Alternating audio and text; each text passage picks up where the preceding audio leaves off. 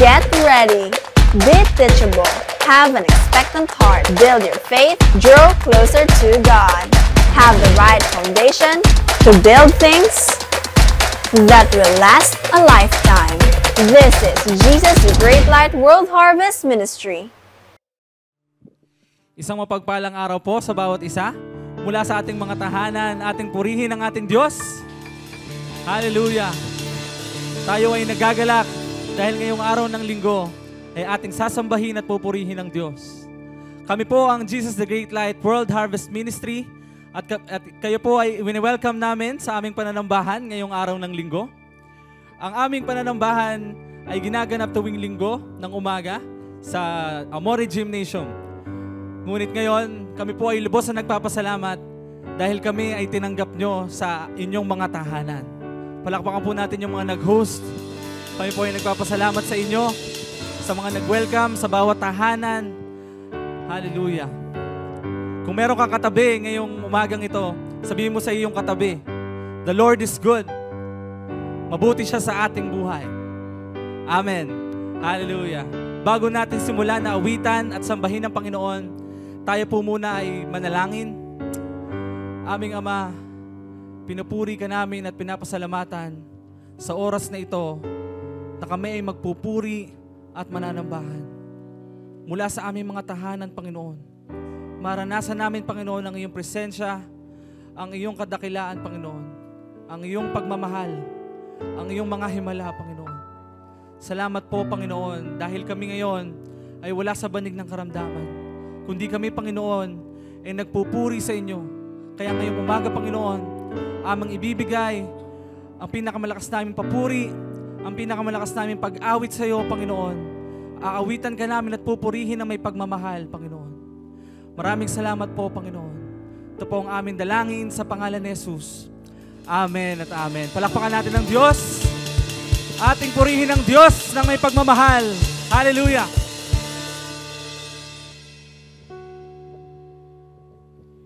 Habang buhay,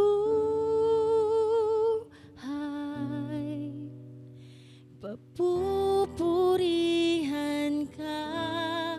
Habang buhay, maglilingkod sa'yo. Habang buhay, pag-ibig ko sa'yo'y iaalay. Habang buhay, papupurihan ka. Habang buhay, maglilingkod sa'yo. Habang buhay, pag-ibig ko sa'yo'y iaalay.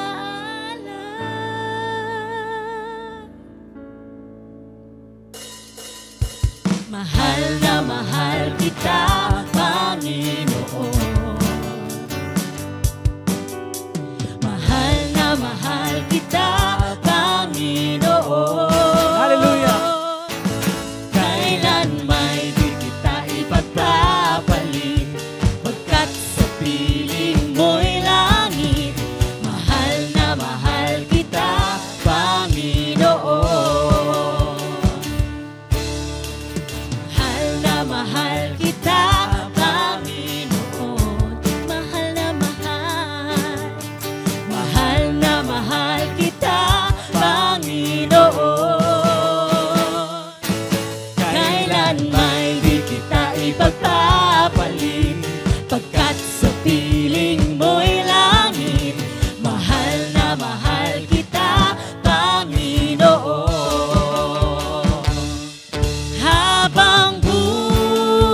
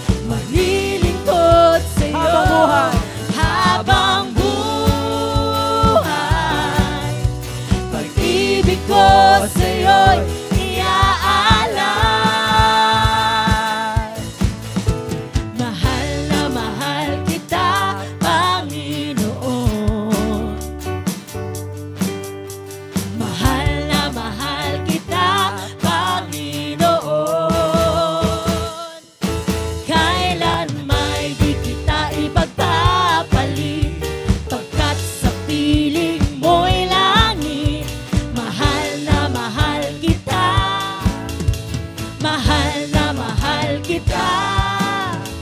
Mahal na mahal kita, Panginoon. Hallelujah! Ating purihin ang Diyos sapagkat siya'y dakila. Hallelujah!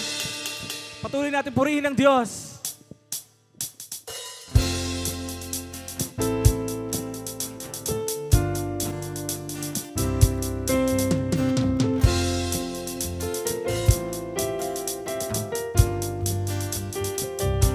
Dakila siya, dakila siya, dakila siya, dakila siya. Ang Panginoon ay ating pupurihin. Ang Panginoon ay aking dakilain. Walang katulad ang pag-ibig niya. Siya'y laging tapat, walang kapantay ang Panginoon. Sa ating buhay, dakila siya, dakila siya. Hallelujah! Dakila siya, dakila siya. Ang Panginoon ay ating pupurihin. Ang Panginoon ay ating dakilain. Walang katulad ang pag-ibig niya. Siya'y laging tapat, walang kapantay ang Panginoon. Sa ating buhay, dakila siya, dakila siya, dakila siya, dakila siya. Kahit maglaho ang buong mundo, tanging si Jesus ang sandigan ko.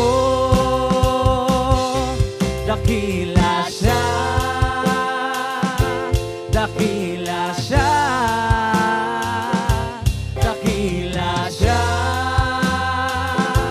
dakila siya, dakila siya,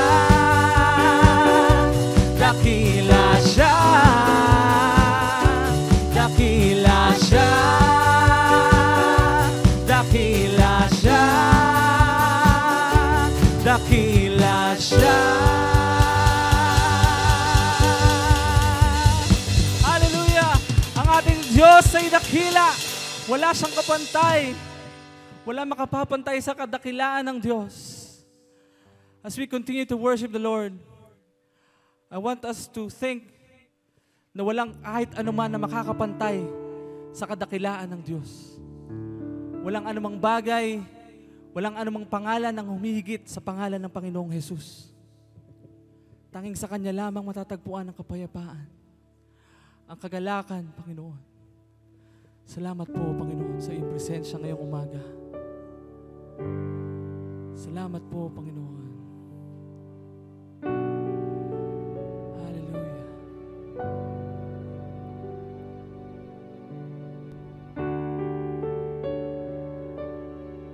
Pinupuri kita, O Diyos.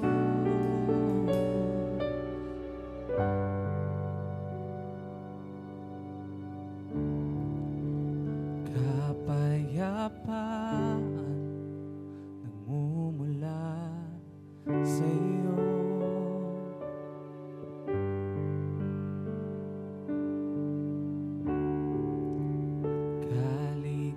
Kaligayahan nakamit sa piling mo.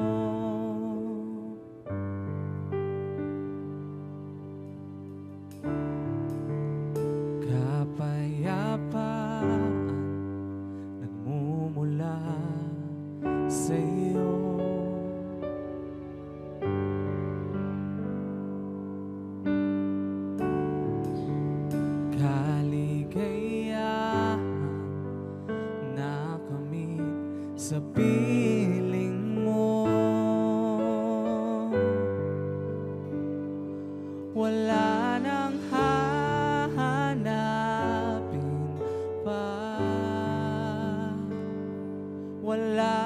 nang nanaisin pa, kundi mamalagi sa piling mo, aking Ama.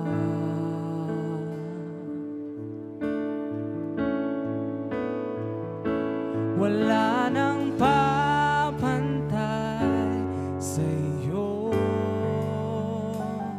nag-iisang Panginoon, kaya ang naisin ng puso ko sa piling mo. O itinataas namin ang aming mga kamay sa iyo, Panginoon. Hallelujah.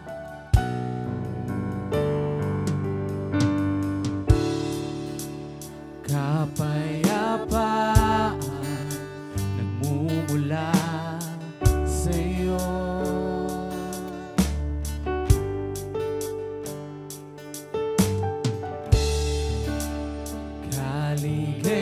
Kaligayahan nakamit sa piling mo. Wala nang hahanapin pa. Wala nang hahanapin pa. Wala nang nanaisin pa, kundi mamalagi sa piling mo, aking Ama. Wala nang papantay sa iyo, Panginoon. Wala nang papantay sa iyo, nag-iisang Panginoon, kaya ang naisin ng puso ko sa piling mo. Minsan pa, wala nang hahanapin pa, wala nang nanaisin pa, kundi mamalagi sa piling mo, aking Ama.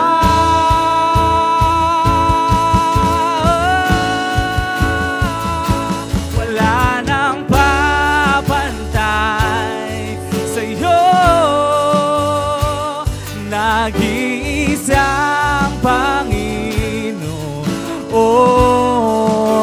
kaya ang naisin ng puso ko sa piling mo,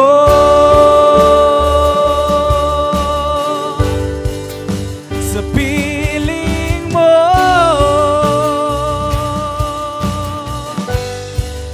Amen. Pinupuri ka namin ng Diyos.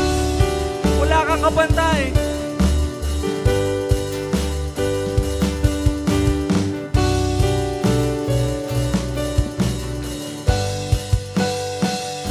Wala nang hahanapin pa, wala nang nanaisin pa, kundi mamalagi sa piling mo, aking Ama.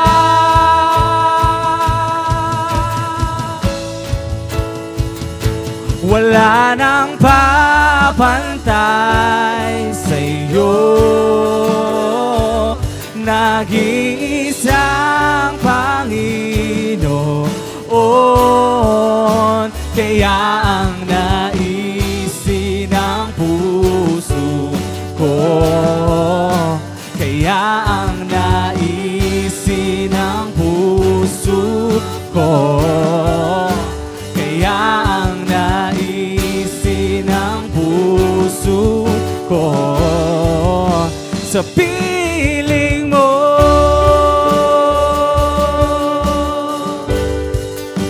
sa piling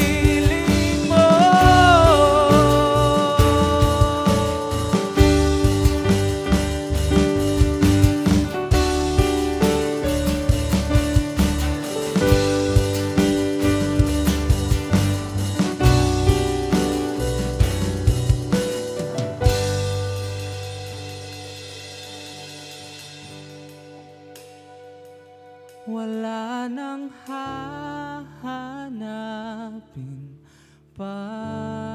Awitan natin ng Diyos. Wala nang nanaisip pa, kundi mamalagi sa piling mo, aking Ama. Wala kang kapantay, O Diyos. Wala nang papantay sa iyo, nag-iisang Panginoon, kaya ang naisin ng puso ko sa piling mo.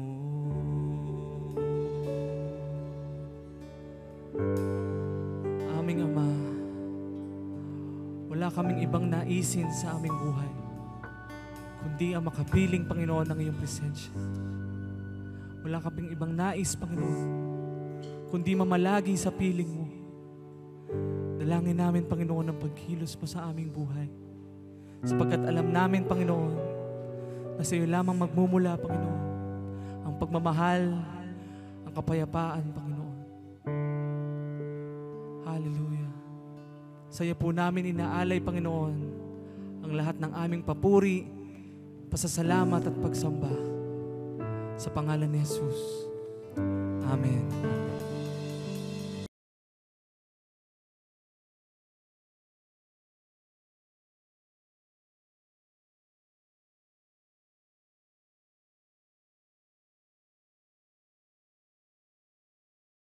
Magandang umaga po sa inyong lahat, mga kapatid. Saan man kayo nagtitipon sa sandaling ito, kayo ay aming binabati sa pangalan ng Panginoon.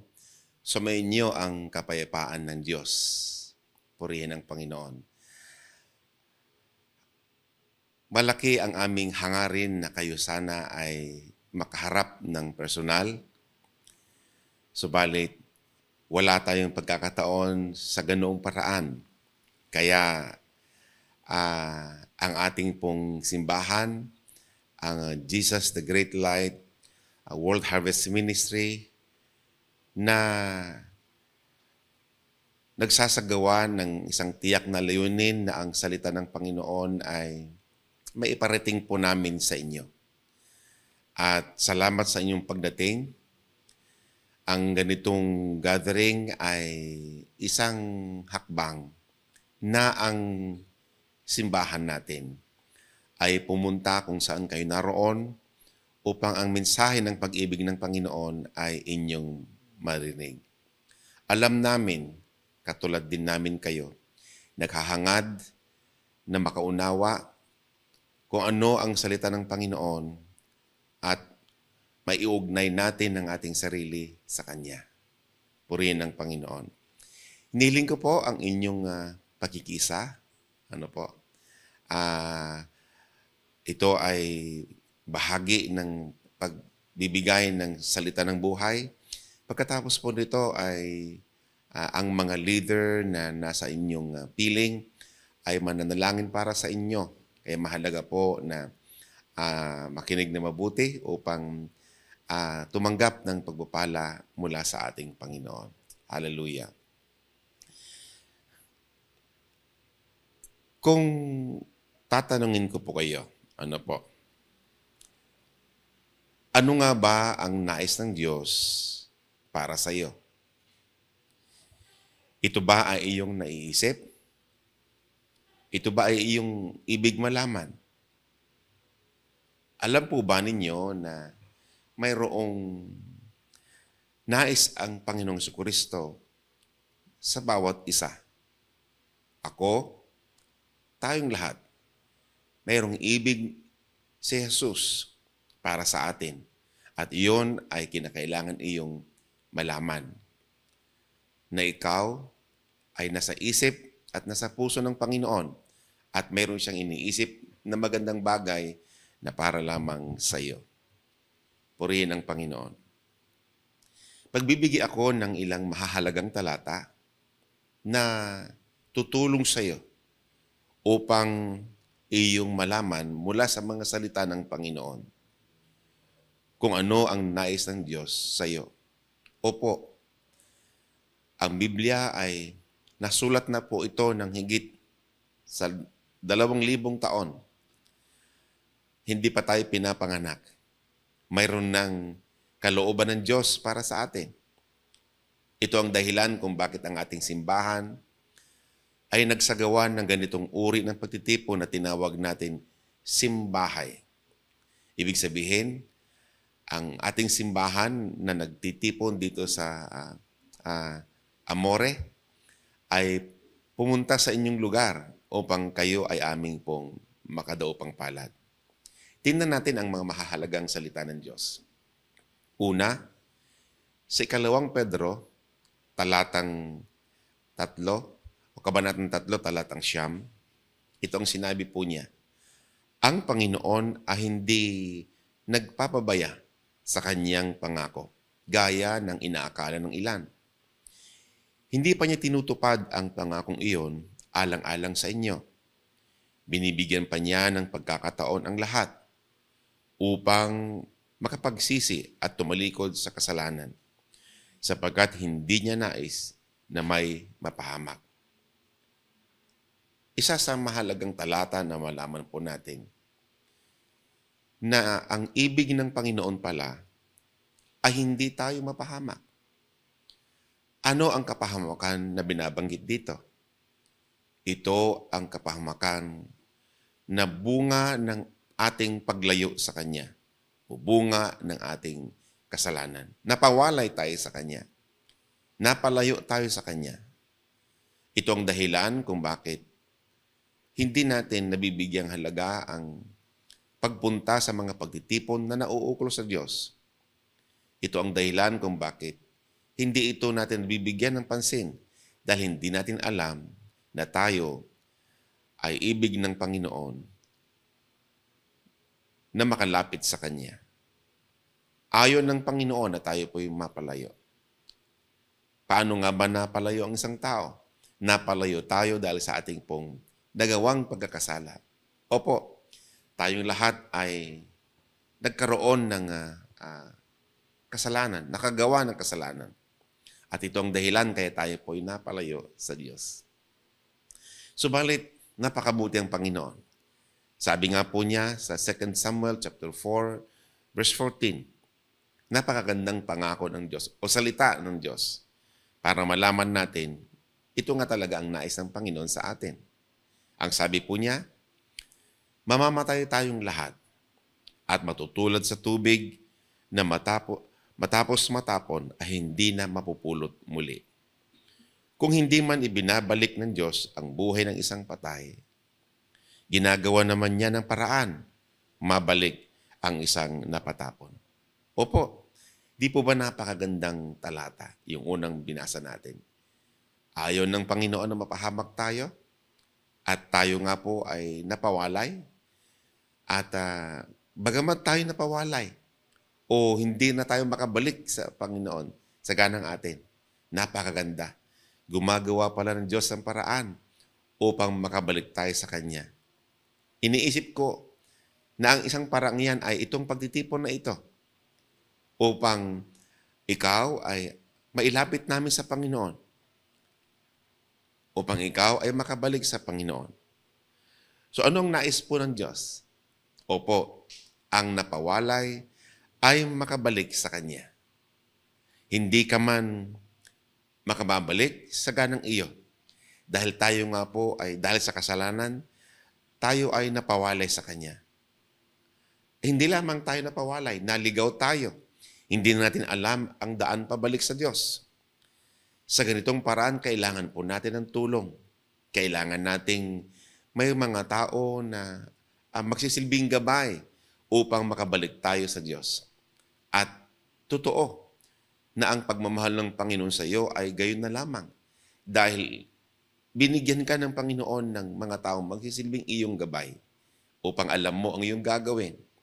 Ang aming bahagi sa iyo ay ipaunawa ang salita ng Panginoon tulungan upang muling maibalik ka sa Panginoon. Maibalik mo ang iyong sarili sa Diyos. Kami ay magsisilbing gabay lamang, subalit ang pagpapasya ay nasa iyo manggagaling. Purihin ng Panginoon. Now, ano ang kailangan ng tao upang makapagbalik loob sa Kanya? Mayroon po tayong kinakailangan gawing personal.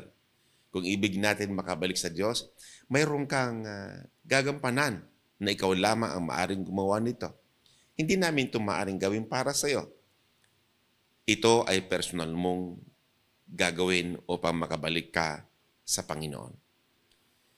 Nang ang mga unang alagad, sila ho ay nangaral patungkol sa kaligtasang ibig namin iparating sa iyo. Batid natin, alam natin, hindi lamang ito nasa Biblia, ito ay nasa kasaysayan ng mundo, na si Jesus ay ipinanganak.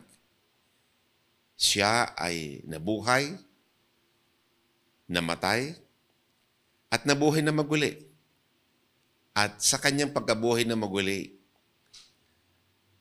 umakyat sa langit at nangakong babalik. Subalit, bago dumating ang araw na iyon, kinakailangan handa po tayo sa kanyang pagbabalik. So ano ang kinakailangan natin gawin? Nang si Pedro ay nangaral, naunawaan nila ang pag-ibig ng Diyos at nagtanong sila, ano ang aming gagawin upang kami maligtas? It's a good question. Isang magandang tanong na iyong tanong din dapat sa iyong sarili. Ano ang kinakailangan kong gawin upang ako'y makabalik sa Diyos? Upang ako'y maligtas? Ibig niyo bang kayo magkaroon ng kaligtasan? Ibig niyo ba na kayo makabalik sa Diyos? Yun ay maaari. Lamang, ikaw ang maaring magdesisyon nito para sa iyo. Hindi namin ito maaring gawin. Magsisilbing gabay lang po kami para sa iyo. At kung iisipin natin ng gabay, ang pinaka-tiyak na gabay po natin ay ang salita ng Diyos. Ang Gawa, chapter 2, verse 38.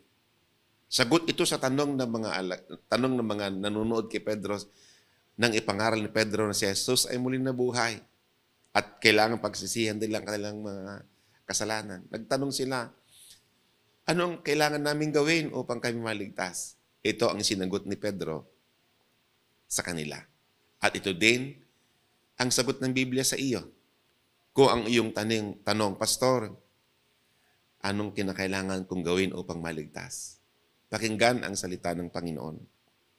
Sumagot si Pedro, pagsisihan ninyo talikuran ang inyong mga kasalanan at magpabautismo kayo sa pangalan ni Jesucristo upang patawarin at ipagkakalob sa inyo ang Espiritu Santo. Ang sabi ni Pedro, ang sinasabi ng Biblia para sa atin, kung ibig natin bumalik sa Diyos, kung ibig natin magkaroon ng kaligtasan, pagsisihan natin at talikuran ang ating mga kasalanan. Ang tunay na pagsisisi ay hindi lamang yung ipahayag mo sa Kanya, kundi kailangan talikuran mo ito. Sapagkat sa Biblia, sinabi po niya, nang sabi po ni Juan, chapter 1, verse 9, ang sabi niya, kung ipapahayag natin ang ating kasalanan sa Diyos, siya ay tapat at banal na tayo ay lilinisin sa lahat ng ating mga kasalanan sapagkat siya ay banal. Ang tao, pagkatapos magsisi sa kanyang kasalanan, hindi na niya ibig bumalik sa mga ito sapagkat kung ang Diyos ay nagpatawad, Kanya tayong nililinis, yung damdamin natin ay nagiging maayos at hindi na tayo naghahangad pang bumalik sa ating kasalanan sapagkat yun nga ay tanda na tayo ay tunay na pinatawad sapagkat kung ang Diyos ay magpatawad, siya din ang naglilinis sa ating damdamin at isip. Kaya, ito ang kinakailangan mong gawin ngayong umaga. Kinakailangan mong pagpasyahan na hindi mo kinakailangan mag-antay pa ng ibang pagkakataon. Marahil, ito ang pagkakataon na iyong iniintay. Kagaya nga sabi po ng Biblia, gumagawa ang Diyos ng paraan na ang mga naligaw ay makabalik sa Diyos. Kaya ganito ang ating pong usapan, ito ang iyong nadidinig, sapagkat nananawagan ang Panginoon sa iyo na kailangan talikuran, pagsisihan ang kasalanan, at ito'y lubusang talikuran at huwag nang balikan pang muli. Kasama sa ating pagsisisi ay hindi lamang yung kalungkutan na sasabihin natin, Panginoon, patawarin mo sa aking mga kasalanan. Ang mahalagang bahagi ng pagsisisi ay ang tanggapin si Jesus bilang iyong Panginoon at tanging tagapagligtas. Opo, siya ang ating kailangan. Siya lamang ang magpapatawad. Siya lamang ang namatay sa krus. Siya lamang ang buhos ng dugo sa ating ikakapatawad at ikakalinis sa lahat ng ating mga kasalanan. Kaya, ito ang sinasabi ng Panginoon. Sa John chapter 3 verse 16, gayon na lamang ang pag-ibig ng Diyos sa salibutan na binigay niya ang kanyang bugtong na anak upang ang sinumang sa kanya sumampalataya ay hindi mapahamak kundi magkaroon ng buhay na walang hanggan. Opo, kailangan mo ang Panginoon. Mahal ka ng Diyos at dahil mahal ka ng Panginoon, ibinigay niya ang kanyang bugtong na anak upang tubusin ka sa iyong kasalanan. At kung ikaw'y sasampalataya, kagaya ng sinabi ng ating binasang talata, ang sinumang sa kanya'y sumampalataya ay hindi mapahamak kundi magkaroon ng buhay na walang hanggan. Napakabuti ng Diyos. Opo, purihin ng Diyos. Salamat sa kanyang mga salita. Opo, itong salitang ito ay hindi po ito salita ng simbahan. Salita ito mismo ng ating Panginoong Jesucristo. Ito ang dahilan kaya kami ay iyong kausap. Ito ang dahilan kung bakit pinuntahan ka namin. Ito ang dahilan kung bakit inanyayahan ka namin na ayon ng Panginoon na mapawalay ka, na bagamat tayo ay may kasalanan, isang makasalanan, mayroong lunas sa suliraning iyan kung magdidesisyon ka lamang, kung gagawa ka lamang ng isang mahalagang pagpapasya sa umagang ito, na ibig mong makabalik sa Panginoon, hindi suliranin ang pagiging makasalanan. Marahil ngayon mo lamang ito nadinig. Hindi suliranin ang pagiging makasalanan. Ang suliranin ng tao ay hindi yung ating kasalanan. Ang suliranin po natin ay yung ayaw natin sumampalataya kay Jesus. Ibalik ko ang John chapter 3 verse 16. Pakinggan po natin upang makita natin na hindi kasalanan ang ating pong pinakamabigat na problema. Ang pinakamabigat natin problema ay ang kawalang pananampalataya sa bugtong na anak ng Diyos. Sabi nga ni Juan, gayon na lamang ang pag-ibig ng Diyos sa sanlibutan na ibinigay niya ang kanyang bugtong na anak upang ang sino ang sa kanya'y sumampalataya ay hindi mapahamak kundi magkaroon ng buhay na walang hanggan. Iyo bang nadinig yung salitang ang sino man? Ibig sabihin po lahat ng tao ay maaari na magkaroon ng buhay na walang hanggan kung sasampalataya lamang kay Jesus. Idagdag din natin ang sinabi ni Jesus sa John chapter 14 verse 6. Ako ang daan, sabi niya, ang katotohanan at ang buhay. Walang makakaparoon sa Ama kundi sa pamamagitan ko. Kaya, sa sandaling ito, naniniwala po ako na sa tulong ng Banal na Espiritu na nauunawaan mo ang kalagayan ng bawat isa. Na tayo ay napawalay, tayo ay napalayo, subalit gumagawa ang Diyos ng paraan upang makabalik tayo sa Kanya. Ang ating pagbabalik ay may suliranin. Yung tayo ay isang makasalanan. Gayunpaman, kung ito'y ating ipapahayag sa Kanya, tayo ay Kanyang papatawarin at lilinisin sa lahat ng ating kalikuhan. At kung sasampalataya tayo kay Jesus bilang ating Panginoon at tanging tagapagligtas, tayo ay magkakaroon ng buhay na walang hanggan. Mayroon akong tanong sa iyo na mahalaga ang iyong pagpapasya. Ibig mo bang magkaroon ng buhay na walang hanggan? Ibig mo bang magkaroon ng kaligtasan? Ang kaligtasan ito ay hindi ito pangako ng reliyon. Ang kaligtasan ito ay salita mismo ng Diyos ang pinanggalingan. Anong kinakailangan gawin? Sa aklat ng Roma, chapter 10, hayaan niyo po na basahin ko ang talatang ito para po sa inyo. Mga taga-Roma, chapter 10, verse 9 and verse 10. Ito ang ating pong mababasa.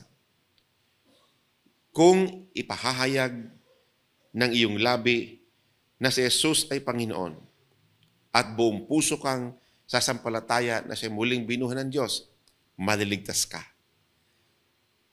Kung, ibig sabihin, no, kung pinag-uusapan ang pagiging mananampalataya, mayroon po siyang kondisyon, yung salitang kung. Kung ipapahayag ng iyong labi na si Jesus ay Panginoon at buong puso kang sasampalataya na siya'y muling binuhay ng Diyos, maliligtas ka. Opo, salita ito ng Panginoon, maliligtas ka. So anong kinakailangan natin gawin? Maari po tayong lumapit sa Kanya sa pamamagitan ng taos-pusong pagsisisi, sa pamamagitan ng taos-pusong pagbabalik loob sa Kanya, at ito ay kaya mong gawin. At ikaw lamang ang maaring gumawa niyan. Opo, ikaw lamang ang maaring gumawa niyan. Nais ko lamang pong ulitin upang maging malinaw po sa atin. Maraming mga tao na ang dahilan kung bakit hindi sila pumupunta sa mga gawain na may kinalaman sa Panginoon katulad nito. Dahil iniisip nila yung kanilang mga kasalanan. Sa totoo lang, kagaya sinabi ko kanina, ang pangunahing suliranin ng tao ay hindi ang kanilang kasalanan. Ang pangunahing suliranin ng tao ay ang ayaw sampalatayanan. Ang Panginoong Jesucristo, ang bugtong na anak ng Diyos, ang tanging tagapagligtas na ibinigay para sa akin at para sa ating lahat. Sabi nga ng Juan chapter 3 verse 16, gayon na lamang ang pag-ibig ng Diyos sa sanlibutan na binigay niya ang kanyang bugtong na anak upang ang sino mang sa kanyang sumampalataya ay hindi mapahamak kundi magkaroon ng buhay na walang hanggan. Maaari kang magkaroon ng buhay na walang hanggan kung sa sandaling ito susunod ka sa panalangin ito. Gagabayan kita. Sundan mo ako ng buong puso at buong taimtim at mapapasayo ang kapatawaran, mapapasayo ang buhay na walang hanggan dahil ito ang pangako ng Panginoon. Kung ikaw ay may desisyon, kung ikaw ay mayroong pasya, lumapit tayo sa Panginoon at ulitin mo ang mga salitang aking sasabihin at ariin mo na ito'y iyong personal na panalangin. Tayo manalangin. Dakilang Diyos, salamat sa pag-ibig mo sa akin, na bagamat ako ay napawalay, napalayo, gumawa ka ng paraan upang madinig ko ang iyong nais na ako bilang napawalay ay makabalik sa iyo. Inaamin ko, Panginoon, na ako ay nagkasala. Karapat-dapat na parusahan ng kamatayan. Gayunpaman, naunawaan ko na ang aking mga kasalanan ay may kapatawaran sa iyo. Humihingi ako ng kapatawaran sa lahat kong pagkakasala. Patawarin mo ako, Panginoon, sa lahat kong pagkakasala. Hugasan mo ako ng iyong banal na dugo sapagkat tinatanggap kita bilang aking Panginoon, Diyos, at tanging tagapagligtas. Salamat sa kapatawaran. Salamat sa katiyakan na iyong sinabi,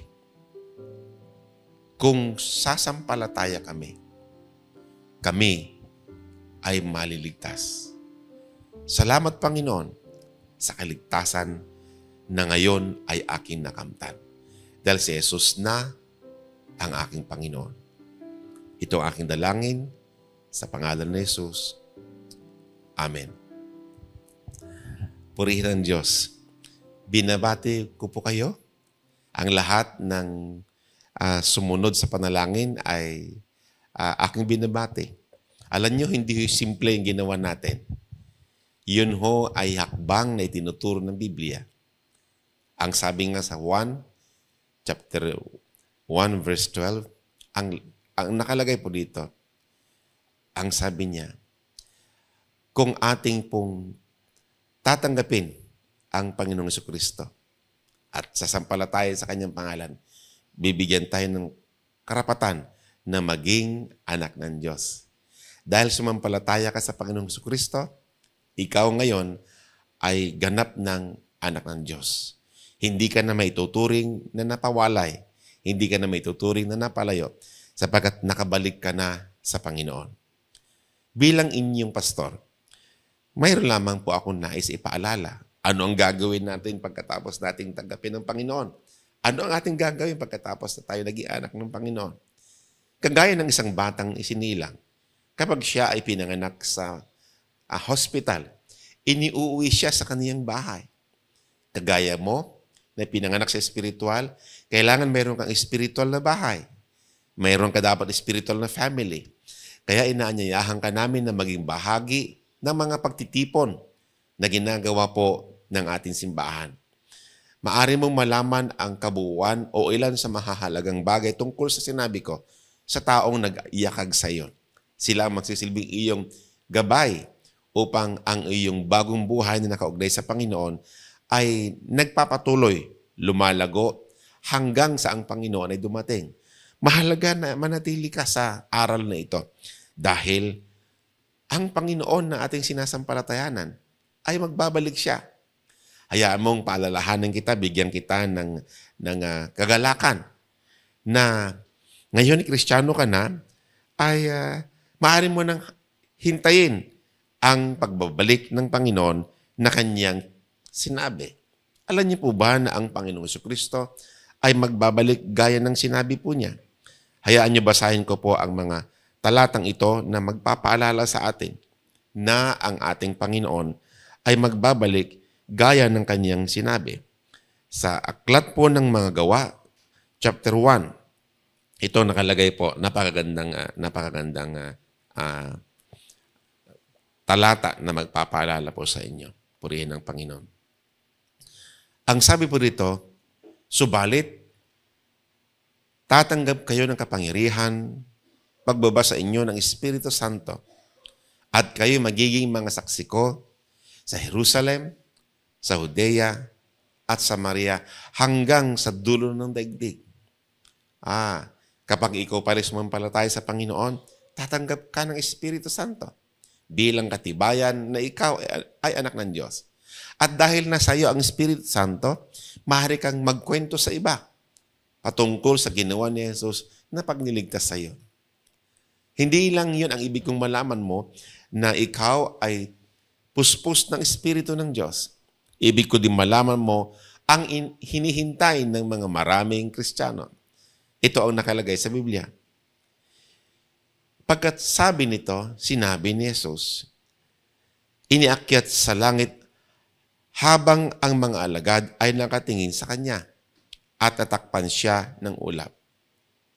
Sila ay nakatitig sa langit habang siya ay iniaakyat sa langit. Walang ano-ano'y dalawang lalaking nakaputi ang lumitaw sa tabi niya. Sabi nila, kayong mga taga-Galilea, bakit kayo nakatayo rito at nakatingin sa langit? Itong si Jesus na umakyat sa langit ay magbabalik gaya ng nakita ninyong pag-akyat niya. Opo, iyan ho ang tinatawag po na blessed hope ng mga Kristiyano. Hinihintay natin ang tiyak na pagbabalik ng Panginoon. Kaya ikaw, kasama na sa mga maghihintay sa pagbabalik ng Panginoon. Now, siguro ang tanong mo Pastor, sa pagbalik ba ng Panginoon, ano ba ang mangyayari sa atin? So ito yung huling bahagi ng aking mensahe na ipinahahatid sa iyo ng Panginoon upang maging matatag kang mananampalataya?